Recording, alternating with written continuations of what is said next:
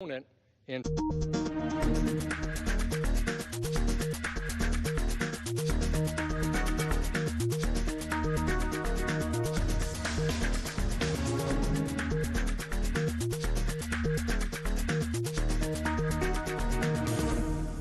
Hello and welcome to another edition of Shaka Extra Time. I am Paul Ndiho. Joining me on set is Shaka Sali himself, aka the Kabale Kid. Hello, Shaka. How are you? Hello, Paul.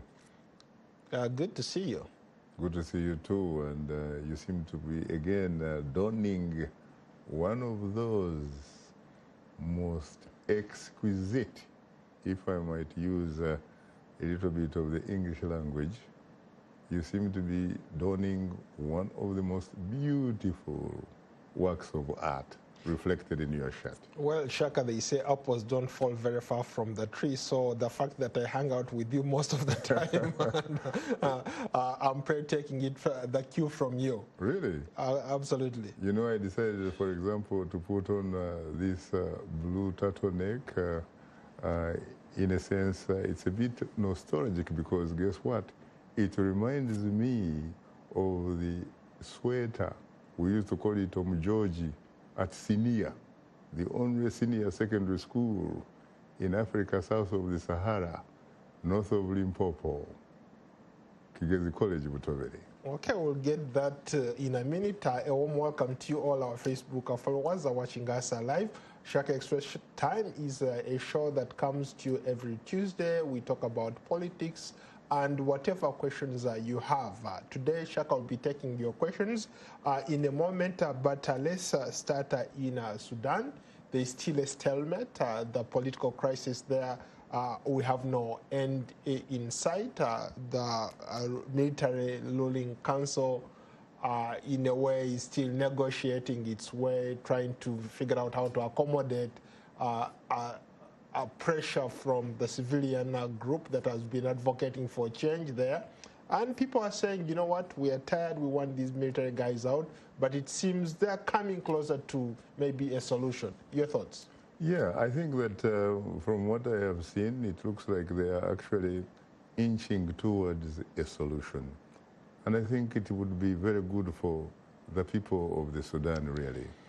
I think that it is only realistic that civil society works together with some military authorities to somehow figure out how, for example, to run or conduct a political transition lasting, the last time I saw, the military wanted 2 years, but there should be conditions that these people who are very prominent, for example, in running the transitional government, whether they are military or whether they are civilians, they should be barred from participating or partaking in the upcoming elections, or at least they should be barred from taking actually part in elections, at least for the next 2 terms, for 2 years, so that they do not develop an appetite for being tempted to engage in the business of creative accounting when it comes to elections. One of, I guess, one of the most renowned public speakers in Africa by the names of P.L. Lumumba likes to talk about how, for example, people who have ideas don't have the power, and those who have ideas have the power. Rather, those who are in charge, really, in charge of our politics, in charge of our governments, don't have ideas. In the context of Sudan or the politics in the region or on the continent, how would you place his words? I have, first of all, great respect for the intellect, the knowledge, the experience of P.L. Lumumba. I think he has proven, at least in terms of rhetoric, he has proven, for example, that he is remarkably articulate. He does his homework. He has proven himself, frankly, as one of those leading Pan-Africanist intellectuals. No question about it. My only problem is that there seems to be a little bit of generalization, really, generalizing. I think that I agree with him broadly, but I would like him to be a little bit more specific. Come to the point. When he talks about ideas, what does he actually mean? What are ideas, and where do those ideas come from? Where does one, in fact, get those ideas from? For example, are they kept in a bank? Are they kept in a think tank? Are they kept in a university institution? Are they kept in a military institution? Or are they kept in a combination of a military institution, universities and think tanks and all that kind of stuff? And how do you measure ideas? Are those ideas a reflection, for example, of what a lot of people know, that if you are going to talk about intelligence, it is measured through IQ, intelligence quotient, meaning you get it perhaps through reading books, and whether or not, in fact, you can remember and regurgitate some of the things that you have read through books. Is IQ by itself sufficient to give you ideas, for example, to run a neighborhood, to run society, to run a country? Or do you need some other types of measurements? Science has shown very ably that besides the IQ, there are other intelligence types of quotients.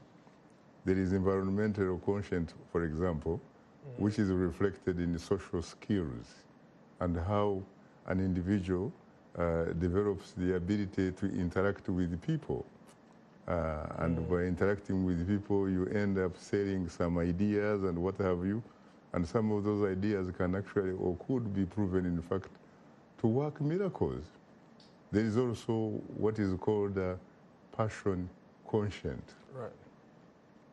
When you have passion quotient, it means that you actually do whatever you do because you have that passion. You actually do not look at it as a job. You enjoy what you are doing. It is like a hobby, but you actually can produce a lot of results. There is another type of intelligence which is called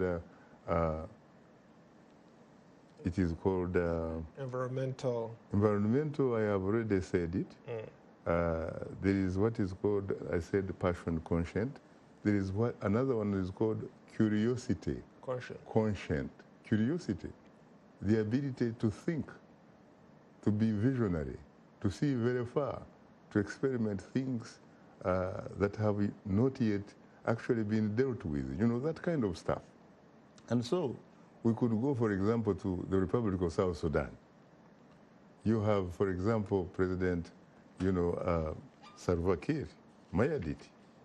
He spent his time really fighting for liberating the people of Southern Sudan from one time the largest country on the African continent, the Republic of Sudan. He probably finished high school or dropped out of high school. And his number two man, the man that used to be his number two, Dr. Riek Machar. Dr. Riek Machar has a doctorate of philosophy degree. He has other degrees in engineering and all that kind of stuff. And so when you look at those two individuals, you could actually, on the basis of degrees, certificates, and what have you, you could actually say, you know what? It should actually be the other way around. Correct. You should have a Dr. Riek Machar as president of South Sudan, and probably, General Salva Kiir Mayardit as his second in command. But at the end of the day, you probably actually need both. But how about people who say, for example, there is a school of thought out there that say that sometimes those people with those degrees really are not great at leadership, but they don't exhibit great leadership skills. Yes, they have read all sorts of books, they have PhDs, but when they can't translate that into leadership, managing people, how do you respond to that kind of stuff? I think you have a point. You have a point in the sense that it is true. We know that, for example, there are some specific individuals. In fact, there are some specific individuals who come to mind as you just talked. For example, when you look at the Republic of Zimbabwe, Until recently, it was a man by the name President Robert Gabriel Mugabe. To be honest with you, I have had the opportunity to interview him once.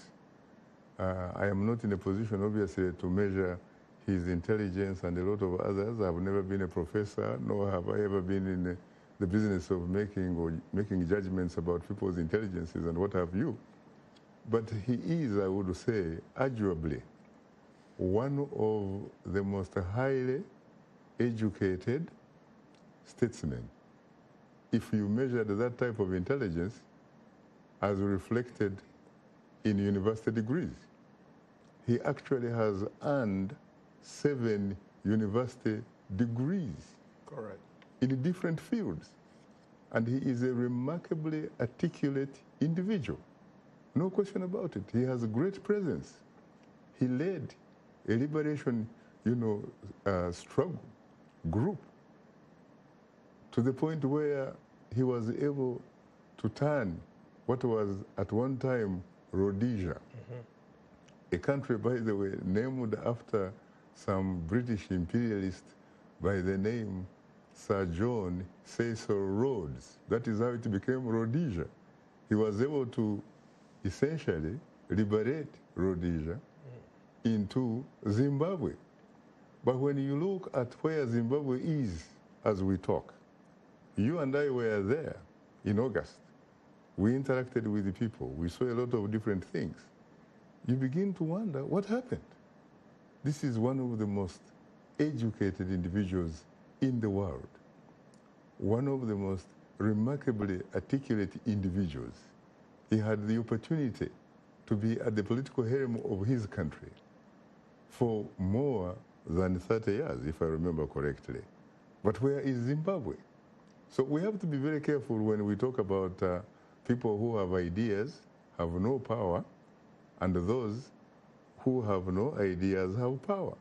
Maybe, in fact, what we need to create conditions that allow those two different types of people to figure out how to interact, how to compare notes, and at the end of the day, probably the common denominator will emerge. And out of that, we'll probably get a great leadership. Because, mind you, you do not need an individual, frankly, as a great leader, unless if that great leader had the ability of consulting his people. So that when he is talking about, for example, ideas and what have you, he's not simply talking about himself. You have heard about, for example, Ugandan President Yoweri Museveni. Before you go to that, let's start maybe with comments about, since you want to talk about Uganda, let's talk about what's happening in Uganda. There's a lot of comments coming in. Let's start with Dorothy. Let free Bobby Wine, let Museveni torture. Hold on. Free Bobby Wine. Museveni's torture is leaving Ugandans a window. Widowers and orphans and homeless as young people. Your reactions? I think that President Yoweri Museveni is wasting his time, really, for making it difficult for Ugandans to exercise their constitutional rights. Because otherwise, why do you, in fact, have to have a constitution in the first place? Because if you're a president, the last time I checked, is that you are sworn into office on the basis of the constitution that you have. And your responsibility is to protect it, to defend it, to preserve it. And therefore, people like Bobby Wine actually have rights according to those constitutions. Because let's face it, the last time I checked, Uganda is neither a republic nor a kingdom. I mean, it's neither a monarchy nor a kingdom. It is a republic. And therefore, people like Bobby Wine and his colleagues and what have you actually do have constitutional rights. It's not that the person who is in the State House in Entebbe is really doing them a favor. Because it is not a kingdom. They are not subjects. They are actually citizens. You know, You had Jim Crow in this country. You had people who look like you and me facing a lot of problems to the extent that they never even actually had access to a vote. Are you equating what's happening in Uganda to the Jim Crow here? You know, first of all, it is an issue of oppression. It is an issue of rights or the absence of rights. A great man by the name the Reverend Dr. Martin Luther King Jr.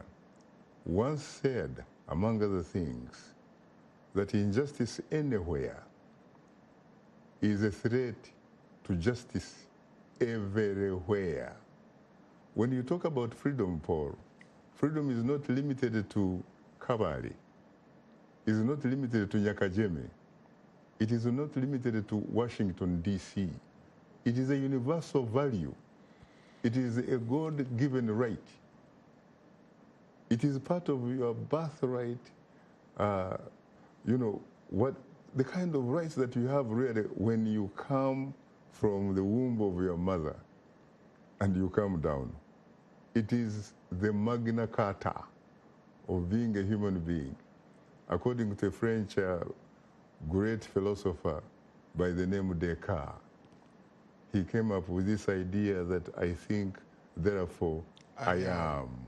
And that was, in fact, an idea that was very, very taken advantage of by a lot of intellectuals and statesmen to actually end, it contributed to end of slavery. You know, those kinds of things. There was another French philosopher, Victor Hugo, who said, you cannot stop an idea whose time has come. There was a slain American civil rights leader, Medgar Evers, who said, you can kill me, you can assassinate everybody and what have you, but at the end of the day, you cannot succeed at assassinating or killing ideas. If the idea, for example, in Uganda is change, it is a matter of time. How about people who, for example, critics who said that the likes of Bobby Wine, the likes of Kizza Besigye, these are all opposition guys in Uganda, that they are getting external funding. That's what's fueling all these protests that you see taking place. So the government, in a way, has to figure out a way to contain those protests because of what has been going on. You look at the protests in Sudan, they managed to stage a protest that eventually got rid of an ailing dictator, Omar al-Bashir. So could something like this, the funding that is coming from outside, help these guys maybe usher in something like that too? You know, at the end of the day, it is whether or not there is a reason for engaging in protests. And as I said a little bit earlier, you have a republic here, which is essentially based on a constitution, which is the social contract, really, between the people of Uganda and the government, as it were. Just like it was in Sudan, you have a constitution between the people of Sudan and the government. And these people have rights. And these people have a right to exercise them, unless, of course, if you think you have transformed or translated the Constitution into what some would call a personal manifesto. If it is a personal manifesto, then unfortunately what will probably have to happen is people will also figure out a way of mobilizing themselves, organizing themselves along the lines that the Constitution had allowed them to do. And I think you should give credit to the people and authorities in Sudan for allowing those peaceful type of protests. Eventually, you see what is happening. Because let's face it, you have had so many different types of that kind of situation in Africa. It's not the first time we are seeing it. How did Museveni, for example, come to power? He actually took up arms, AK-47, and went to the Ruwero epicenter. And you know what? He read the situation politically correct. If, in fact, the people were not ready for change, if the people did not support Yoweri Museveni's struggle, the national resistance movement, it would not have worked. But the fact that it worked does not necessarily mean this is the last time that the people of Uganda, for example, will support a group, so long as that kind of concern, the kinds of concerns that people are raising, are legitimate. I have heard, for example, some dictators in Africa, or some dictators in countries which are democratically challenged, ask people whether in fact they can eat this thing called democracy. No, really. Interesting. They say that in fact what you need is service delivery. You need good health care. You need food to eat. You need water to drink. But at the end of the day, the question is service delivery and freedoms, are they in fact mutually exclusive? The answer is no. They are in fact mutually reinforcing. Let's go to some of your fans in Lusaka, Zambia. They want you to wish the ailing former founding president Kenneth Kaunda a happy birthday.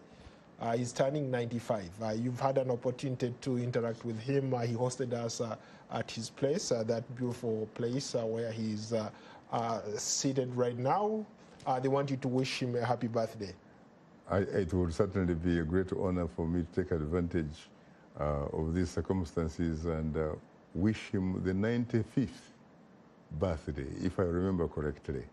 You know, he's a great man, and I remember when we were there last year, I told him that one of the reasons I really came to admire him and some of his colleagues, for Tanzanian founding president Mwalimu Julius Kambarage Nyerere, and the man from Nkrofuru, the kid from Nkrofuru, the Osajefo, Dr.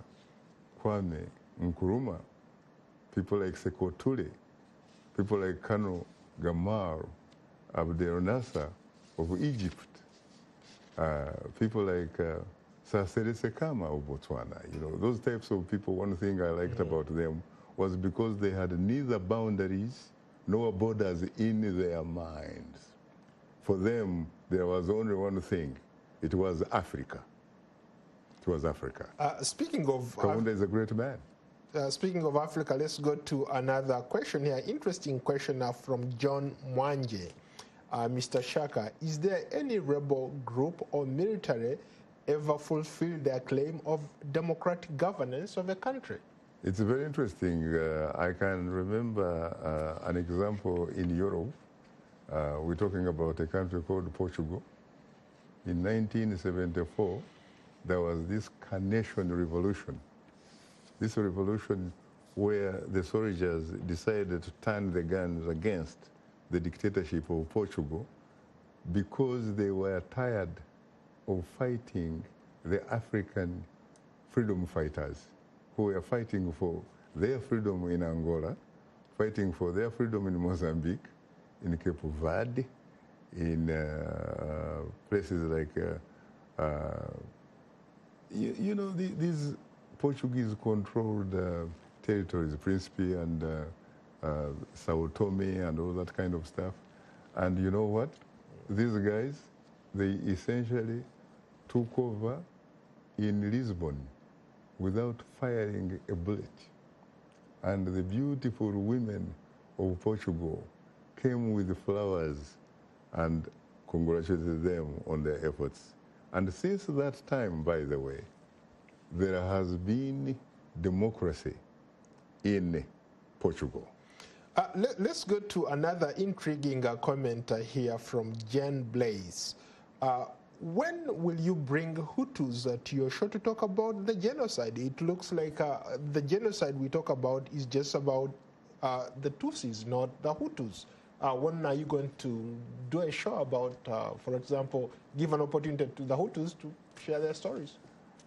I think that I do not frankly look at people's ethnic groups, at people's religious affiliations. I do not look at people's gender.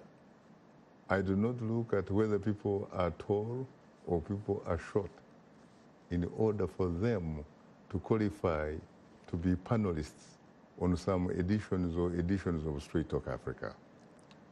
But I think that I will in the future be a little bit probably more sensitive to some of those issues that he raises. I don't know whether it's about talking about genocide, but I do know, for example, that we have had some discussions on Rwanda, and I know that there was a time when I did have someone that you would characterize as a Hutu, someone that reflects, you know, that kind of concern. I am talking about the celebrated female freedom fighter of Rwanda, Victoire Ingabire. I have had Victoire Ingabire. Previously, I have also had so many other people. I remember during the Civil War, for example, I used to talk with people like James Gasana. I used to talk with people like Justin Mujenzi. I used to talk with people like Foster Twagiramungu. Paul Rusesabagina. I have talked with a lot of those types of people that he is describing. But again, I must frankly again emphasize that I do not look at people through that sort of lens of experience in order for them to qualify to be panelists on Straight Talk Africa. Speaking of Straight Talk Africa, what are you talking about tomorrow? Tomorrow it is going to be very interesting because you know that as we talk, we are talking simply because we happen to be lucky in the sense that we live in a country that allows what is called freedom of speech, freedom of expression. This is a month of celebrating those critical but compelling and important values that any people will need. We're talking about freedom of the press, freedom of the media. Without freedom of the press, freedom of media, to be honest with you, it is very, very difficult for a society to attain democracy. Very briefly, talk about Alfred Taban, a South Sudanese journalist who passed on. He was one of those freedom fighters that you're referring to in as far as the media landscape in Sudan is concerned. He was a great journalist, there's no question about it. Very, very courageous. He was that type of person that sometimes I would take a cue from him when he was a BBC correspondent from Khartoum. I would actually, you would find me, you know, glued on my transistor radio, listening to the beautiful voice of Alfred Taban from Khartoum, covering the civil war in the Sudan. And let's face it, he gave the voice to the voiceless. May his soul rest in eternal peace. On that note, Shaka, thank you so much for being another great guest. Today's segment was remarkable in the sense that you covered a lot. Until then, I'll see you next week on another edition of Shaka Extra Time. So long from Washington. Thank you. Thank you very much.